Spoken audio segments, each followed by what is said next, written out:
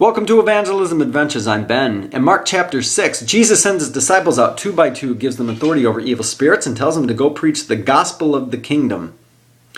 You know, there's a reason why Jesus did that, because where one guy is strong, another guy is weak. And where one guy is weak, the other guy is strong, and we can complement one another. There's great power when we partner together with somebody in the gospel. Someone that can help kind of rein you in. Maybe you're getting overly talkative, or maybe a little, too direct and a little hard. But recently I was having coffee with a youth ministry volunteer of mine. We met at a coffee shop to go over a project that we're working on for an upcoming event. We ordered our coffee, and he wanders off and strikes up a conversation with a young lady who's working on an art project. I wait, grab our coffees, and go over and join him in the conversation. Just ask some questions, and then I always like to ask, "Hey, what's your story?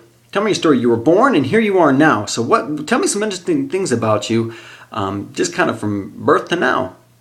And when you do that, number one, people see that you care.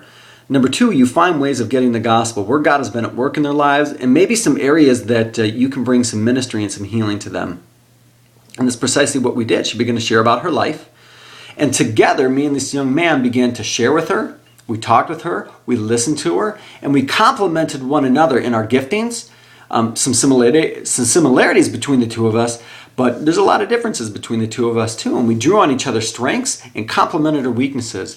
And we're able to share the gospel with this young lady in an effective manner that maybe we wouldn't have been able to alone.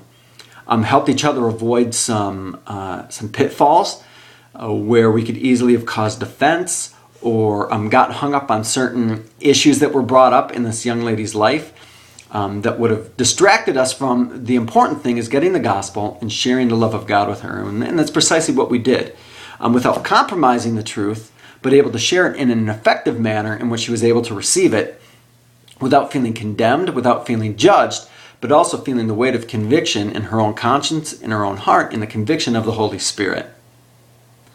There's great power when we partner together. Not one of us has all the answers, and not one of us is good at everything. And so when we can work together as teams, because the divine mandate of the church is to go and preach the gospel and make disciples, and when we work together as a team, we can double our efforts and really have a greater impact and complement the strengths and weaknesses of one another. Go grab a friend this week and go have an evangelism adventure.